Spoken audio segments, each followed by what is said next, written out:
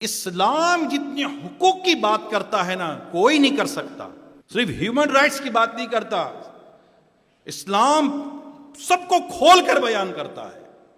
باپ کے حقوق الگ، ماں کے حقوق الگ، خالہ کے حقوق الگ، بھائی کے حقوق الگ، بہن کے حقوق الگ، بیٹی کے حقوق الگ، بیٹے کے حقوق الگ، سب کے حقوق الگ الگ اسلام و دین بیان کرتا ہے. ہماری بدقسمتی یہ ہے کہ ہم نے اسلام و دین کے ان باتوں کو، ان ارشادات کو ہم نے پراپرلی پڑھا ہی نہیں ہے. ہم کہتے ہیں فلاں جگہ سے حقوق کی بات بہت اچھی آ رہی ہے. کہاں سے اچھی آ رہی ہے؟ جہاں بوڑھے ماں باپ سے کتا پیارا ہو وہاں پر کون کہے گا کہ وہاں کی تعلیم بہت اچھی ہے؟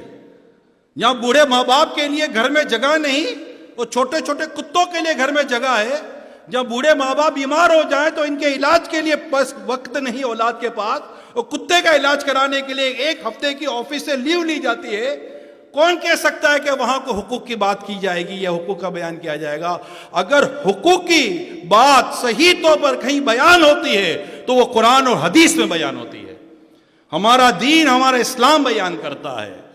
اور ان باتوں کو پہنچانا عام مسلمانوں تک، ان باتوں کو پہنچانا دنیا بھر کے لوگوں تک ہماری ذمہ داری ہے، ہماری رسپانسبلٹی ہے کہ ہم بیان کریں کہ بتاؤ اتنی باریکی میں جا کر، اتنی گہرائی میں جا کر ہے کوئی بیان کرے کہ میرے آقا صلی اللہ علیہ وسلم راستے کا حقوق بیان فرما رہے ہیں کہ اگر تمہیں راستے پر بیٹھنا ہی ہے تو ان حقوق کو ادا کرو. کون سے حقوق؟